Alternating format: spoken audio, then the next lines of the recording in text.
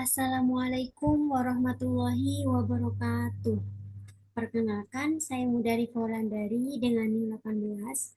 Pada video kali ini saya akan mempresentasikan atau menjelaskan tentang kondisi rentan pada kelainan genetik penglihatan.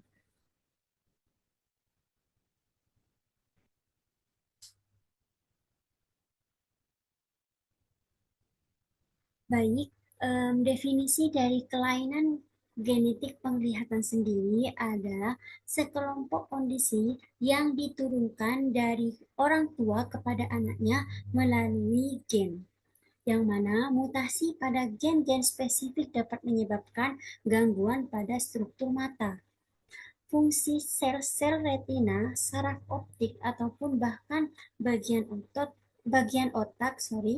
yang memproses informasi visual. Baik, di sini ada beberapa jenis kelainan genetik penglihatan pada anak. Yang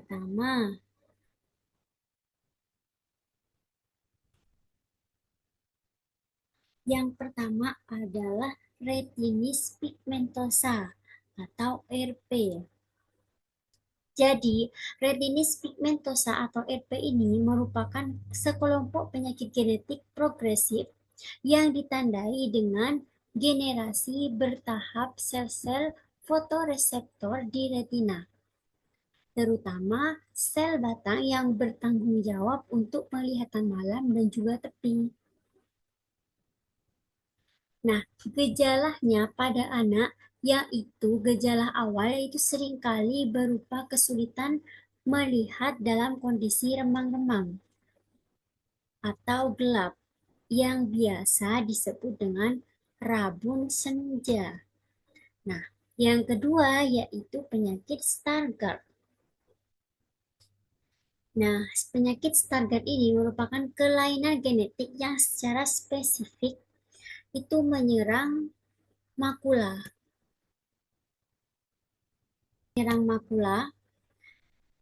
Yaitu bagian sentral retina yang bertanggung jawab untuk penglihatan tajam dan juga warna.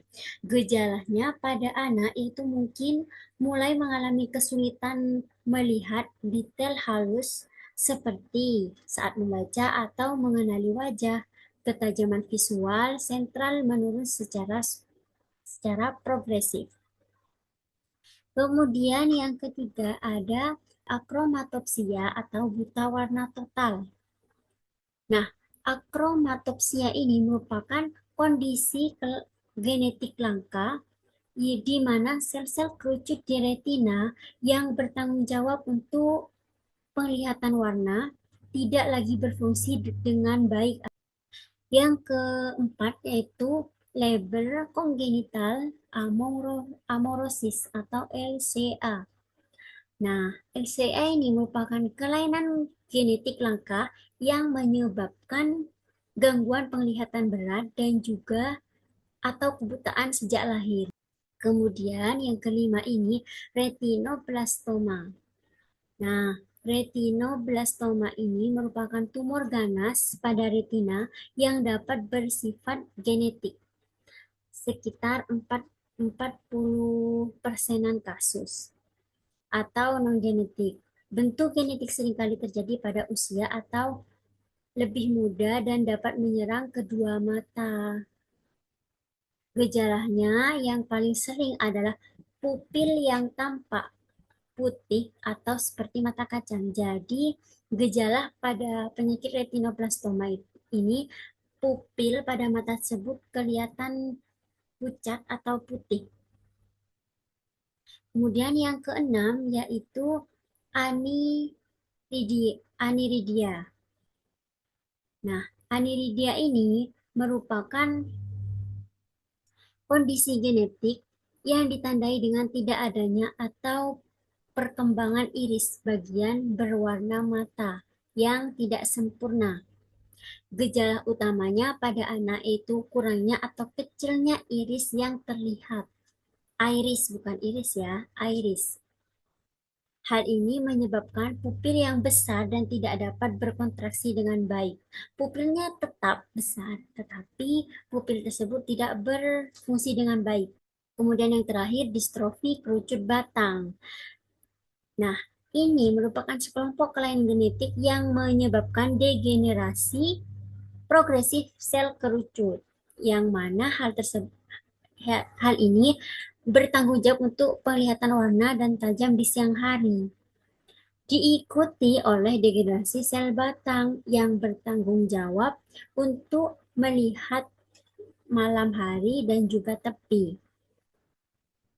Gejala awalnya pada anak itu sering berupa penurunan ketajaman visual dan juga kesulitan melihat warna, terutama pada siang hari. Next. Nah, selain itu ada dampak ada beberapa dampak kelainan genetik penglihatan pada anak. Yang pertama, hambatan perkembangan. Hambatan perkembangan ini ada em, ada 4 macam. Perkembangan motorik, perkembangan kognitif, perkembangan sosial, dan juga perkembangan emosional. Baik, kita jelaskan satu persatu. Nah, perkembangan yang dimaksud hambatan perkembangan pada motorik ini, penglihatan sangatlah memegang peran penting dalam perkembangan motorik kasar seperti merangkak, berjalan, berlari, menangkap bola, dan sebagainya. Dan juga berperan pada motorik halus seperti menggambar, menulis, berinteraksi dengan teman sebaya, dengan orang lain. Kemudian selain itu yang kedua, hambatan perkembangan kognitif. Proses belajar sangat bergantung pada informasi visual. Anak dengan kelainan genetik penglihatan ini mungkin menghadapi tantangan yang memahami konsep abstrak yang seringkali disajikan secara visual dalam pembelajaran, seperti misalnya grafik, diagram, dan sebagainya. Kemudian yang ketiga pada perkembangan sosial. Interaksi sosial seringkali melibatkan isyarat visual seperti kontak mata, ekspresi wajah, kemudian bahasa tubuh, dan sebagainya. Yang keempat, yang terakhir yaitu hambatan perkembangan pada emosional. Keterbatasan dalam berinteraksi dengan lingkungan atau teman sebaya pada anak dengan kelainan genetik penglihatan ini serta kesadaran akan perbedaan mereka itu sangat dapat mempengaruhi perkembangan emosional anak. Mereka mungkin mengalami perasaan frustasi, isolasi, rendah diri, atau bahkan kecemasan pada dirinya sendiri. Hambatan yang kedua yaitu keterbatasan akses informasi dan pendidikan. Sudah tentu, karena dalam pembelajaran tuh mestinya ada yang namanya pembelajaran visual. Itu merupakan hambatan bagi anak yang mempunyai kelainan genetik penglihatan ini. Kemudian yang kedua, keterbatasan partisipasi dalam kegiatan kelas. Dan yang ketiga, kebutuhan akan sumber daya dan dukungan khusus. Yang ketiga, tantangan sosial dan emosional. Seperti yang sudah dijelaskan saya tadi. Kemudian yang keempat, risiko kecelakaan dan cedera. Kemudian yang kelima, yang terakhir, dampak psikologis pada keluarga. Nah, bagaimana pelaksanaan dan dukungan untuk anak dengan kelainan genetik penglihatan ini? Yang pertama, koreksi refraksi menggunakan kacamata atau lensa kontak. Anak bisa dibantu dengan menggunakan kacamata. Kemudian yang kedua, alat bantu visual itu juga bisa digunakan. Kemudian terapi okupasi. Yang keempat, orientasi dalam mobilitas, training. Yang kelima, akses pendidikan khusus. Kemudian yang keenam, dukungan psikologis. Yang ketujuh, terapi gen. Dan yang terakhir, penelitian dan pengembangan. Yang dimaksud penelitian dan pengembangan di sini, bagi peneliti itu em, mempunyai PR PR khusus untuk menemukan bagaimana cara menangani atau mengurangi kasus ini. Nah, selanjutnya, bagaimana sih kita sebagai keluarga atau sebagai orang terdekatnya itu bisa ikut berperan dalam kehidupannya. Jadi, keluarga itu merupakan peranan atau memiliki peran utama dalam mendukung anak dengan kelainan genetik penglihatan ini. Dengan apa? Melalui dukungan emosional, pemahaman, pemahaman dan juga kolaborasi dengan tim medis serta pendidikan.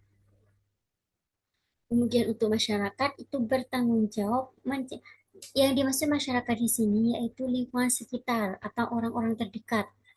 Itu menciptakan lingkungan inklusif dan aksesibel, menghilangkan stigma dan juga meningkatkan kesadaran dan kondisi ini. Baik, em, sekian dari presentasi atau penjelasan saya mengenai kelainan genetik penglihatan pada anak. Dari penjelasan saya tadi dapat disimpulkan bahwa kelainan genetik penglihatan ini merupakan kondisi rentan signifikan pada anak yang berdampak luas pada perkembangan dan juga kualitas hidupnya. Pemahaman, pemahaman mendalam, diagnosis tepat, dan juga intervensi komprehensif krusial untuk maksimalkan potensi mereka. Dan selain itu, dukungan keluarga, profesional, dan juga masyarakat memungkinkan anak tumbuh mandiri dan juga bahagia. Kesadaran dan penelitian berkelanjutan menjanjikan terapi efektif dan juga masa depan anak yang lebih baik. Baik, sekian dari presentasi saya kali ini. Kurang lebihnya mohon maaf. Wassalamualaikum warahmatullahi wabarakatuh.